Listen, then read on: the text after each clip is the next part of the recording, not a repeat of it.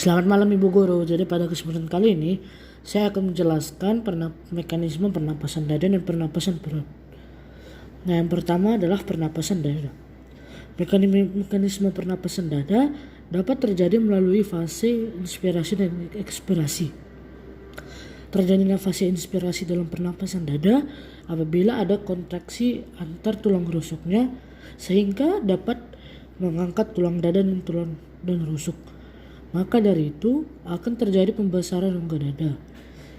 Tekanan udara di paru-paru menurun dan paru-paru mengembang. Hal ini mengakibatkan di luar tubuh terdapat tekanan udara yang lebih besar sehingga akan terjadi proses masuknya udara oksigen yang bersih ke dalam tubuh. Kemudian untuk fase ekspirasi dalam pernapasan dada dapat terjadi apabila terdapat relaksasi antar tulang rusuknya sehingga kedudukan tulang dada dan rusuk dapat kembali seperti semula.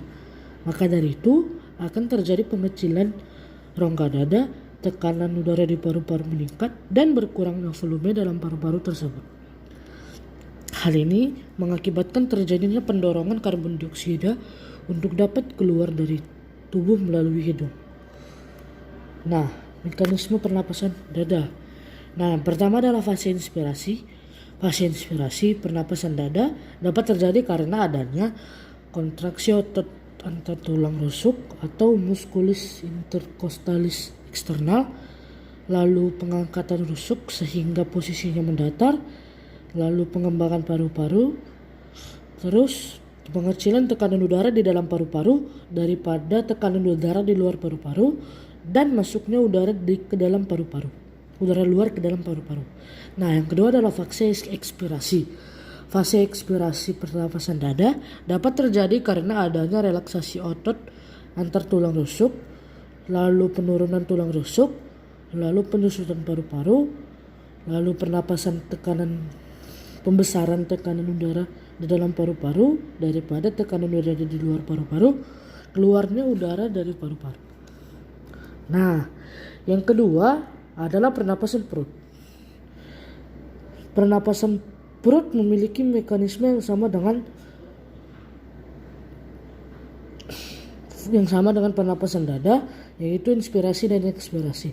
Terjadinya fase inspirasi dalam pernapasan perut apabila terdapat kontraksi di antara otot diafragma sehingga sedikit melebar letaknya, maka dari itu akan membuat penurunan rongga perut ke bawah, paru-paru mengembang, pengecilan tekanan udara di paru-paru, dan pembesaran rongga udara. Kemudian fase ekspirasi dalam pernapasan perut terjadi apabila terdapat relaksasi di antara otot diafragma sehingga kedudukan letaknya kembali seperti semula.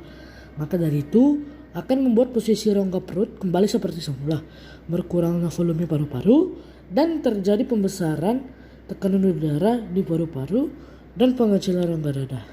Hal ini dapat mengakibatkan perdorongan udara karbon dioksida yang kaya sampai keluar dari tubuh. Nah, mekanisme pernapasan perut. Yang pertama adalah fase inspirasi. Fase inspirasi pernapasan perut dapat terjadi apabila terdapat kontraksi pada diafragma atau sekat rongga dada, terus posisinya mendatar setelah awalnya melengkung, terus pengembangan paru-paru, terus pengecilan tekanan udara di dalam paru-paru daripada tekanan udara di luar paru-paru, dan selanjutnya masuknya udara ke dalam paru-paru. Nah, yang kedua adalah fase ekspirasi. Fase ekspirasi pernapasan perut dapat terjadi apabila terdapat relaksasi otot pada otot diafragma, yang kedua posisinya melengkung kembali setelah awalnya mendatar, terus pengempisan paru-paru, kemudian pembesaran tekanan udara di dalam paru-paru daripada tekanan udara di luar paru-paru, dan yang akhirnya keluarnya udara dari paru-paru. Nah, sekian dari saya, Bu. Terima kasih.